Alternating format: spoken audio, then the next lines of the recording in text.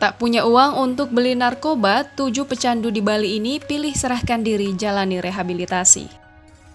Pandemi COVID-19 saat ini bukan hanya membuat ekonomi warga makin krisis, tetapi juga para pecandu narkotika. Para pecandu di Gianyar, Bali tidak memiliki uang untuk membeli narkoba.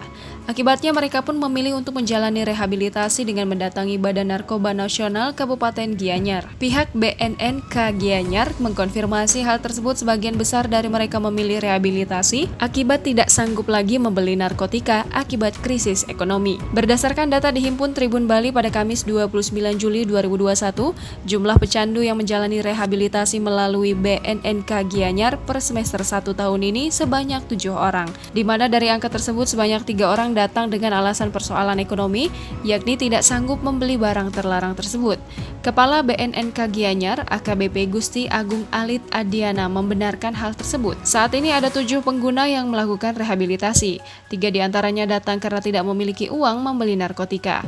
Semua yang datang untuk direhabilitasi masih usia produktif. Namun ia menegaskan lebih baik menghindari penggunaan narkotika, sebab tindakan rehabilitasi itu hanya bisa dipulihkan, bukan disembuhkan. Terkait pengungkapan, AKBP Alit Adiana mengatakan, dalam semester ini pihaknya berhasil mengungkap 1 kasus penyalahgunaan narkotika jenis sabu-sabu. Tersangka laki-laki inisial J asal Jember, Jawa Timur dengan barang bukti 4,02 gram neto.